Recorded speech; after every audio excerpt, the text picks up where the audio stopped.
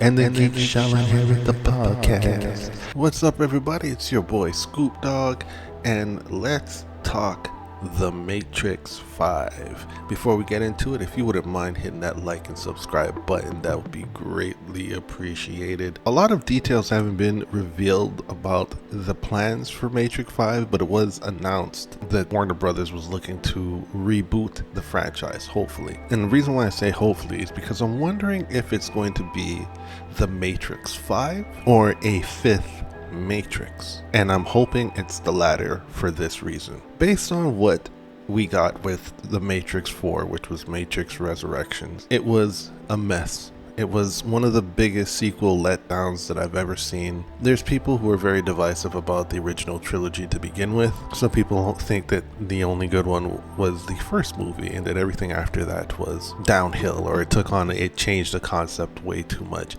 And there's a lot of reasons behind that. And I really think that has a lot to do with the whole Sophia Stewart controversy, the woman who has proven that she is the originator of not only the Matrix but Terminator. I think that after the whatever settlement came from that they could not proceed with the original concept, which was the first Matrix. Therefore, you have two other movies that don't really feel connected, or that feel loosely connected to the first one. I digress. So the fourth movie just felt like Warner Brothers was pressuring the Wachowskis to come back and do one, and I believe Lily wasn't going to do it, so it was only one of the Wachowskis that returned, Lana, and she claimed that she was going through a lot of depression and agreed to do it because she wanted to be consoled by being surrounded by friends and whatever. So she decided to do this movie, which I understand grief and pain,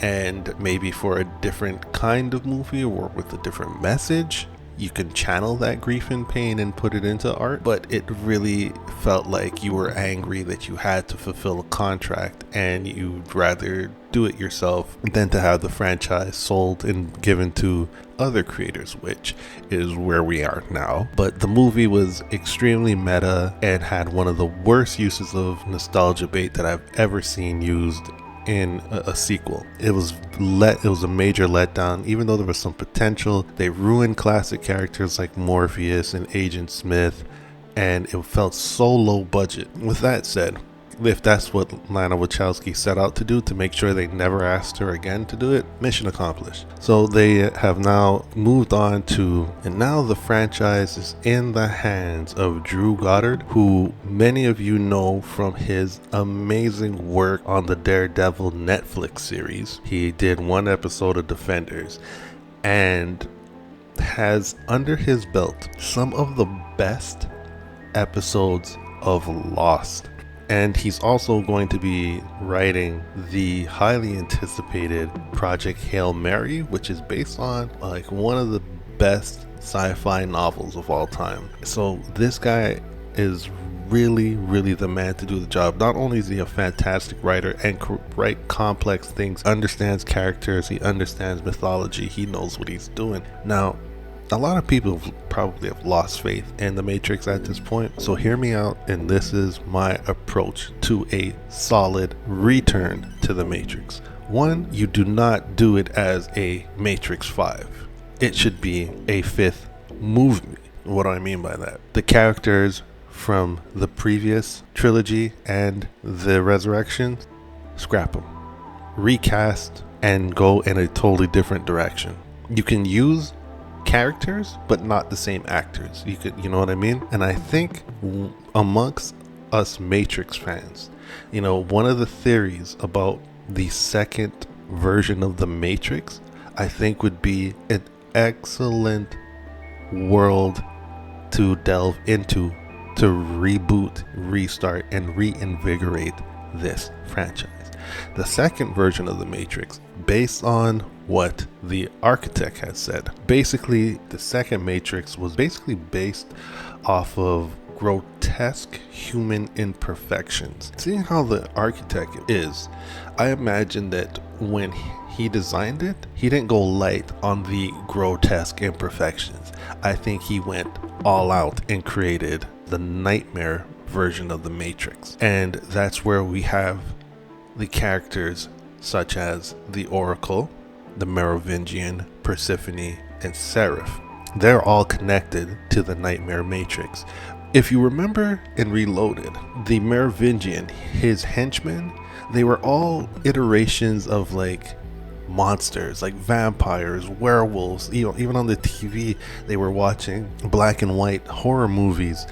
And I think that they were exiles from the original Matrix, the first Matrix, that the Merovingian brought over into his world. So right there, he has the remnants of the Nightmare Matrix, and he's their leader. And the whole backstory between him and the Oracle, the reason why he's so vengeful against her and wants the eyes of the Oracle, and he destroyed her before, is that at one point the Merovingian was the high man, numero uno, the big honcho, and the Oracle took his place, and he had a fall from grace, which is why he controls sort of like the underground element of the Matrix.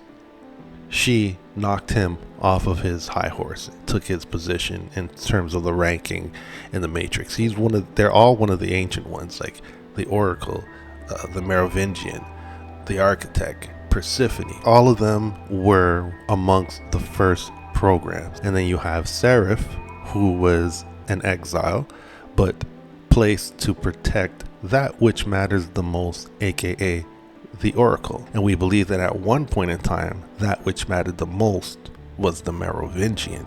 So right there, I think we would have an amazing story, not only between this conflict of power and revenge between the Merovingian and the Oracle, the whole nightmare element, to see what the Matrix was like for us, the ones living in the Matrix, the ones who were not freed. What was it like on Earth living in a nightmare Matrix? And then what was it like in Zion, the other side? What do you guys think? Which one was your favorite Matrix? And what do you think of the idea of the Nightmare Matrix? Drop a comment below. Let me know your thoughts.